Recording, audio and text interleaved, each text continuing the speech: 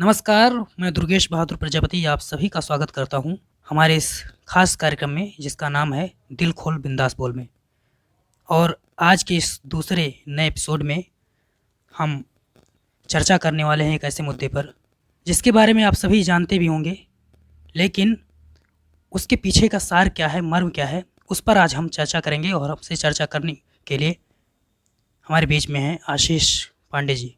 आशीष जी, जैसा कि हमने पिछली बार चर्चा किया था कि अगले एपिसोड का हमारा विषय यही होगा कि राम भगवान कैसे बने और कोई एक सामान्य व्यक्ति इंसान से भगवान कैसे बन सकता है। तो इस पर आपकी राय।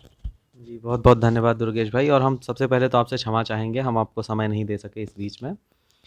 लेकिन हमने जैसा कि पिछली बार भी चर्चा किया था, पिछली बार हमारी चर्चा कुछ ज़्यादा ही लंबी हो गई थी और उसकी वजह शायद ये थी कि हम वो हमारा पहला एपिसोड था और हमें बताना भी था दर्शकों को कि इसके बारे में हम क्या करने वाले हैं। तो पिछली बार हमने जो बात छोड़ी थी वो ये थी कि क्या क्या एक साधारण व्यक्ति भी भगवान बन सकता है।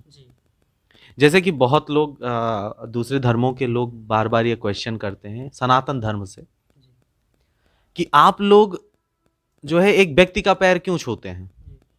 आप लोग अपना जो है, जैसे कि एक धर्म है उसमें कहा जाता है कि हम सिर्फ भगवान के सामने ही यानी अल्लाह के सामने ही जो है अपना सजदा करते हैं। तो वो हमसे पूछते हैं, एक हमारे मित्र हैं, उन्होंने मुझसे पूछा कि आप किसी भी साधारण व्यक्ति के समक्ष आप कैसे सजदा कर सकते हैं। तो हम उन्हें बताना चाहेंगे कि क्या है ना कि हमारे धर्म में, हमारा धर्म जो है बहुत ही विशाल है, जिसमें ये बताया गया है कि हर एक इंसान जो होता है वो भगवान का ही अंश है। और जैसे कि भगवान राम के विषय में है तो कहा जाता है कि भगवान राम जो थे वो मानव रूपी थे, मानव के रूप में आए थे। जो भी अवतारी पुरुष हुए हैं, जी, वो कहीं ना कहीं अवतारी पुरुष, आप जैसा कि बोल रहे हैं अवतारी पुरुष। तो क्या ये अवतारी पुरुष का मतलब ये हुआ कि भगवान स्वयं आके जो है ऐसा रूप बदलते हैं, या उसका भी कुछ प्रोसेस होता होगा। जैसे कि वो शरीर जो है, भगवान तो वो स्थूल है, उनका कोई शरीर नहीं है, लेकिन जो एक व्यक्ति की शरीर है उसमें आके जब भगवान वास करते हैं, तो जैसे कि क्या है कि आप जब कोई मंदिर बनाते हैं तो मंदिर को आप पहले पवित्र करते हैं, उसको उस हिसाब से बनाते हैं जिसमें वो भगवान रह सके। तो हमारा जो शरीर है, क्या हमें उसको उस लायक बनाना होता होगा कि हमारे अंदर भगवान के गुण आ सकें और भगवान मेरे अंदर आ सकें। क्योंकि जो राम का शरीर रहा होगा वो तो अस्थाई ही रहा होगा ना, तो उसमें कैसे भगवान आए। इसके पीछे ये भी तो कहा जाता है कि कुछ लोगों का कहना है, मान्यता है कि जब जब इस धरती पर कुछ अधर्म होता है तो तब तब भगवान अवतार लेकर, मनुष्य रूप में अवतार लेकर और उस प्रॉब्लम्स का सलूशन निकालते हैं। जी, ऐसा कहा जाता है। ये आपने बहुत सही बात की, लेकिन मुझे एक बात पे आज भी संदेह होता है, मतलब ये मैं सोचता हूँ कभी कभी, उसका हल भी मैंने निकाला है। जैसे कि अगर भगवान अवतार लेते हैं जबकि गलत हो रहा हो, तो रावण जो था वो 1-2 साल का तो था नहीं, वो कई पीढ़ियों से था। तो भगवान ने अवतार तब क्यों नहीं लिया। रावण को बनते ही अगर रावण को मिटा दिया गया होता तो बहुत सारे अत्याचार होने से बच गए होते। तो रावण को मारने के लिए भगवान तब क्यों नहीं आए। रावण को उन्होंने तब क्यों मारा जब उसके अत्याचार की सीमाएं पार हो चुकी थी। तो इसके पीछे का क्या कारण रहा है, क्या? जी, मैंने जो इसका कारण बताया है, मैंने जो अपना कारण मैंने चुना है और जो मैंने सोचा है, जहां तक मेरी समझ है, और जो इसके जानकार हैं वो लोग भी अपना कमेंट दें, अपनी बारे में, उसके बारे में बताएं। और जहां तक मेरा है, मैं क्षमा चाहूंगा अगर मैं कुछ गलत बोल जाऊं। मुझे जहां तक लगता है कि भगवान भी अवतरित तभी होते हैं, भगवान को जब वैसा वातावरण मिलता है, यानी कि एक शरीर में भगवान तभी वास करेंगे जब वो शरीर उस लायक हो। भगवान हमारे शरीर में क्यों, हमारे शरीर में भी तो भगवान का अंश है, हम क्यों नहीं भगवान बन पाए। कहा जाता है कि भगवान का ही रूप है एक तरह से। हाँ, तो हम क्यों नहीं भगवान बन पाए, क्योंकि शायद मैंने अपने आप को उस काबिल नहीं बनाया है कि मैं भगवान मेरे अंदर आ सके। राम का क्या था कि भगवान राम ने, उन्होंने साधारण जन्म लिया होगा, वो एक मनुष्य रहे होंगे। मैंने जो देखा है जहां तक, उसमें एक जगह चर्चा आती है रामायण में कि जब रामायण में राम और परशुराम आमने सामने होते हैं उस समय, तो परशुराम जी कहते हैं कि आप मेरे कोई 3 गुण ले लीजिए, उसका जो है आप विनाश कर दीजिए, यानी कि आप स्वयं धारण कर लीजिए। उस समय मुझे क्या लगता है, देखिए अब यहां से हम थोड़ा सा आगे बढ़ते हैं। द्वापर में महर्षि संदीपनी ने कृष्ण भगवान को शिक्षा देते समय एक बात कही थी कि एक जो व्यक्ति होता है, जो मानव है, उसके अंदर 3 कलाएं होती हैं। कौन सी? वो कलाएं जैसे कि एक पिता के रूप में, एक पुत्र के रूप में, एक जो है सामाजिक रूप, तो ऐसी कलाएं होती हैं। कलाएं जो है 3 कलाएं होती हैं एक मनुष्य में, साधारण मनुष्य में। जिनके अंदर 5 कलाएं होती हैं वो महामानव कहलाते हैं। महामानव जैसे कि हमारे तुलसीदास जी, वो महामानव कहलाते हैं। जिनके अंदर 7 कलाएं होती हैं वो ऋषि कहलाते हैं। जिनके अंदर 9 कलाएं होती हैं वो महर्षि कहलाते हैं। जिनके अंदर 10 कलाओं से अधिक होता है वो देवता कहलाते हैं।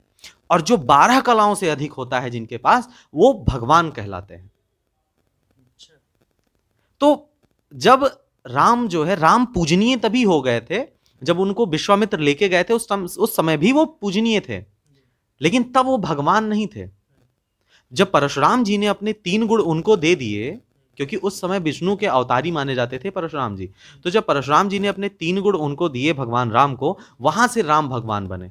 क्योंकि उस समय जो है भगवान राम महर्षि रूप में थे, ठीक है।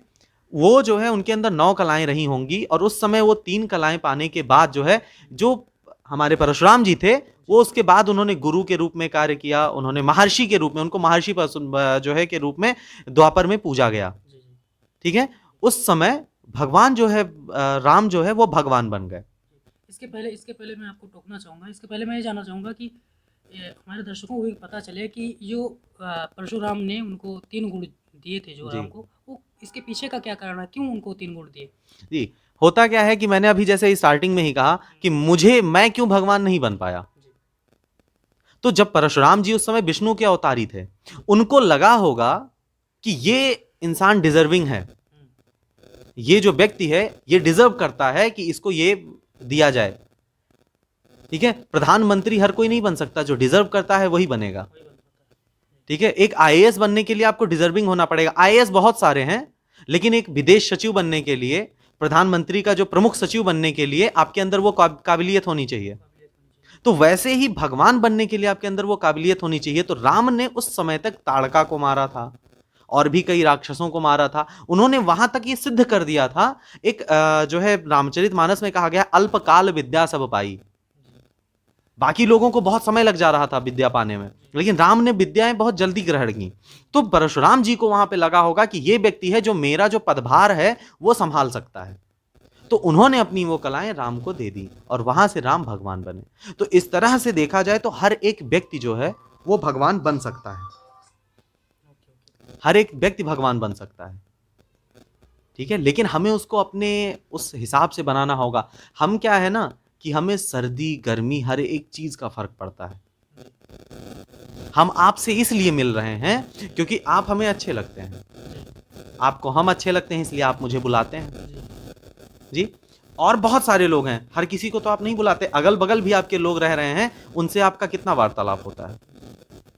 लेकिन जब एक आप भगवान बन रहे हैं, इतनी ऊंची पदवी आप ग्रहण कर रहे हैं, तो आपको जो है किसी में भेदभाव करने की जरूरत नहीं है। हम कर रहे हैं भेदभाव जी, जिससे हमारी बनती है, जो जिसको हम उस योग्य समझते हैं जी। अपनी तरह, तभी उनसे हम तभी मुलाकात कर पाते हैं। लेकिन जब आप भगवान हैं तो आपको हर किसी का देखना पड़ेगा, तो उस लायक बनना पड़ता है। यानी कि हर एक व्यक्ति जो है वो भगवान बन सकता है। आपके अंदर क्षमता होनी चाहिए, वैसी क्षमता होनी चाहिए। तो वैसे ही जैसे कोई भी पद आप इंसान ग्रहण कर, तो इसीलिए हमारा धर्म जो है ना, इसीलिए बहुत से लोग क्या कहते हैं कि जो है हिंदू धर्म, अरे ये बहुत ही ज़्यादा यहाँ पे आडंबर हैं, बहुत ही ज़्यादा इन लोगों का धर्म के बारे में जानना बहुत कठिन है। कठिन नहीं है, विशाल है ये धर्म। इसके पीछे का कुछ उदाहरण हमें बताएंगे हमारे दर्शकों को, जिससे उनको पता चले कि हिंदू धर्म क्या है। आपने पिछली बार जैसे हमें बताया था कुछ ऐसी बातें, पॉइंट 2, जैसे जिसको हम लोग आज के समय में रूढ़िवादिता या परंपरा ऐसी चीज़ें मानते हैं, उसके पीछे देखिए हमारे यहाँ जो है ना, देखिए क्या होता है कि हम लोग जो है ना एक ढर्रे पे चलने वाले हैं, ठीक है। मतलब जहाँ पे हमको पगडंडी दिख रही है हम वहीं पे जाते हैं। अब बहुत बार ऐसा हुआ होगा कि आप हैदराबाद में ही घूम रहे होंगे, आपको दिखा होगा अरे ये गली तो है, उसमें गए होंगे, आगे वो डेड एंड दिखा होगा, वहाँ से आगे आप नहीं जा सकते हैं। तो हम क्या है ना, हम ये नहीं सोचते हैं कि हमको सही मार्ग किधर है, हम बस सोचते हैं अच्छा इधर है तो इधर चलते हैं, सब गए हैं तो हम भी चलते हैं। तो यही हो रहा है ना, जो वो रूढ़वादिता और ये सब ये हमने बनाई है। हमारे धर्म में, हमारे वेदों में, हमारे जो शास्त्र हैं उनमें कहीं ऐसा कुछ नहीं लिखा गया है। जैसे कि एक छोटा सा एग्जाम्पल ले लेते हैं कि औरतें सिंदूर क्यों लगाती हैं। आजकल क्या कहा जाता है कि अगर सिंदूर नहीं लगाया तो तुमने अनर्थ कर दिया, तुमने पाप कर दिया। जी नहीं, ऐसा कुछ नहीं है। इसके पीछे एक बहुत बड़ा वैज्ञानिक रीजन है। देखिए, जो सिंदूर जो होता है उसका जो सूत्र होता है वो लेड होता है, उसमें पारा होता है। ठीक है, पारा क्या होता है, वो जहरीला होता है। ठीक है, पहले की जो स्त्रियां होती थी नदी पे नहाने जाना होता था, तो और उसके बाद ज्यादा दिन हर दिन वो बाल धुलती नहीं है, बड़े बाल होते हैं, तो उसमें जुएं पड़ सकते हैं। तो जब बीच में सिंदूर लगाती हैं, तो बीच में सिंदूर लगाने से क्या होता है कि जब जुएं, हमेशा क्या होता है वो चलते रहते हैं बाल पे, तो एक तरफ से दूसरी तरफ जाते समय वो थोड़ा सा वो चख लेते थे वो पारा, और वो मर जाया करते थे। इस वजह से सिंदूर लगाया जाता है। इसके पीछे एक धार्मिक रीजन यही है।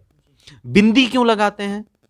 बिंदी लगाने के हमारे यहाँ पे माथे के बीच में जो आप देखेंगे एक्यूपंक्चर, ठीक है, और जो ध्यान लगाया जाता है, तो हमारे माथे के यहाँ बीच में एक बहुत पतली सी एक नस होती है, बहुत पतली होती है। अगर बहुत दबाव पड़ता है तो वो फट सकती है, ब्रेन हैमरेज हो सकता है। तो उस पे अगर हम हल्का सा दाब देते हैं ना तो हमको सुकून मिलता है, आराम मिलता है। तो जो हमारे स्त्रियां होती हैं, हम पुरुष भी हमारे तिलक लगाते हैं। ऐसा नहीं है कि सिर्फ स्त्रियों के लिए बनाया गया है। लेकिन कुछ लोग बोलते हैं कि ऐसे सुहाग की निशानी के लिए पुरुष क्यों नहीं कुछ करता है। अरे पुरुष अपने बाल छिलवा सकता है तो उसके जुएं नहीं पड़ेंगे, वो हर दिन अपने बाल भी धुल सकता है। तो ऐसा कुछ नहीं है कि ये स्त्रियों के ऊपर थोपा गया है कि आप सिंदूर लगाइए। ये उनके लिए ही बनाया गया था कि ऐसा करने से आपको हर दिन बाल धुलने की टेंशन नहीं रहेगी, और जुएं और इत्यादि ये सब से आपको निजात मिल जाएगा, बालों की सुरक्षा होगी। तो हिंदू धर्म जो है बहुत विशाल है। हर चीज यहाँ पे जो है धार्मिक जो चीजें हैं वो सब वैज्ञानिक हैं। लेकिन क्या है कि उसको फैलाने वाले जो है उन्होंने गलत फैलाया है, हमें डराया गया। बहुत से लोग हमें डराते हैं कि ऐसा नहीं करोगे तो ऐसा हो जाएगा, ऐसा नहीं करोगे तो ऐसा हो जाएगा। ऐसा कुछ भी नहीं है। ठीक है, हर चीज धार्मिक है यहाँ पे। एक छोटा सा जो शिवलिंग है वो भी धार्मिक है, उसके पीछे हर चीज वैज्ञानिक है यहाँ पे। हाँ, यहाँ पे हर एक चीज जो है वो वैज्ञानिक तर्कों के आधार पे ही बनाई गई है। हमारे महर्षि, देखिए आजकल जो खोज होता है, ठीक है, लोग बहुत से खोज के बाद ये लोगों को पता चला, वहाँ पे मंगल पे जो है इन्होंने भेजा, अपना रॉकेट भेजा, और वहाँ पे बहुत सारे अध्ययन किए, और उसके बाद नासा ने यह दावा किया कि मंगल का जो रंग है वो लाल होता है। ठीक है, ये कितने खर्चे, कितने करोड़ों रुपए लगाए गए, कितने अरबों रुपए लगाए गए, तब जाके उन्होंने सिर्फ इतना पता किया कि मंगल का जो रंग होता है वो लाल होता है। और हम जब पूजा करने बैठते हैं तो वहां पे हमसे चावल रंगवाया जाता है, या वो तो आपको पता होगा। मंगल के लिए कौन से रंग का चावल रंगाया जाता है? लाल रंग का। ये हमारे धर्म में पहले से ही बताया गया है, मंगल का रंग लाल है। पृथ्वी के लिए नीला रंग रखा गया है, क्योंकि और हाँ, लोगों ने बहुत से नासा ने जब वो धीरे धीरे वैज्ञानिक खोजें होने लगी तो आपस में बहुत से मतभेद थे। कुछ कह रहे थे चपटा होता है पृथ्वी, कुछ कह रहे थे ऐसा होता है, कुछ कह रहे थे वैसा होता है, कुछ कह रहे थे पृथ्वी का रंग जो है वो हरा होता है। लेकिन नासा ने बाद में क्या बोला कि पृथ्वी अंतरिक्ष से देखने पे नीली दिखाई देती है। अरे भाई, ये हमारे धर्म में एक बार पढ़ लिए होते हैं, हम नीला रंग पहले से ही रंगते हैं पृथ्वी के लिए।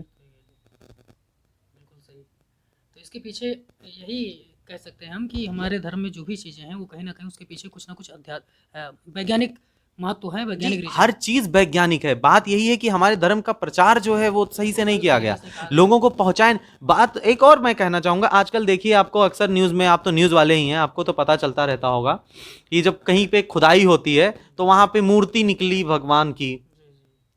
क्यों हर जगह से भगवान की ही मूर्तियां निकल रही हैं? कंबोडिया देख लीजिए, आपका अमेरिका में है, अमेरिका महाद्वीप में, वहां पे भी विश्व का जो सबसे बड़ा मंदिर है वो कंबोडिया में है। ठीक है, वहां कंबोडिया जो कि अमेरिका एक अंतिम छोर है विश्व का। दूसरी तरफ आपका ये जो है ये बैंकॉक, और ये जो है यहाँ पे क्या नाम है उस जगह का, हाँ ये इंडोनेशिया, ये सब जो हैं ये सब भी हमारे एक दूसरी छोर पे हैं। वहाँ पे भी खुदाई होने पे मूर्तियाँ निकलती हैं। यानी कि पूरे विश्व में एक समय था जब हिंदू धर्म ही था, तो क्या होता था ना कि हमें प्रचार करने की जरूरत नहीं पड़ी। जो चीज ऑलरेडी इंसान यूज कर रहा है हम उसके लिए प्रचार क्या करें, इसीलिए हमारे धर्म का प्रचार नहीं। आजकल क्या हो गया कि उन चीजों को रूढ़िवादिता व्याप्त हो गई, अलग अलग लोग आए, उन्होंने अपने अपने मत दिए, ठीक है। जैसे कि आप देखिए, आप अभी कुछ दिन पहले आप EMI का फोन यूज कर रहे थे, किसी ने तो आपको सजेस्ट किया होगा यार सैमसंग आया है बड़ा बढ़िया है, आप सैमसंग ले लीजिए, आप सैमसंग का फोन ले लिए, ठीक है।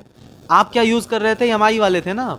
तो वैसे ही ये हिंदू धर्म के लोग थे, उनको कोई नया आया, उसने बताया कि यार तुम्हारे यहाँ ऐसा कुछ होता है, ये होता है, ये होता है, उन्होंने गलत चीजों को पॉइंट आउट किया, ठीक है। हमें खुद नॉलेज नहीं था उस चीज के बारे में, इसलिए हमने उस गलत चीज को मान लिया कि हाँ ये इन्होंने जो कहा वो सही है, ये जो कह रहे हैं कि हिंदू धर्म में ये गलत है, और हमने वो मान लिया, हमने उसके पीछे का तर्क नहीं सोचा।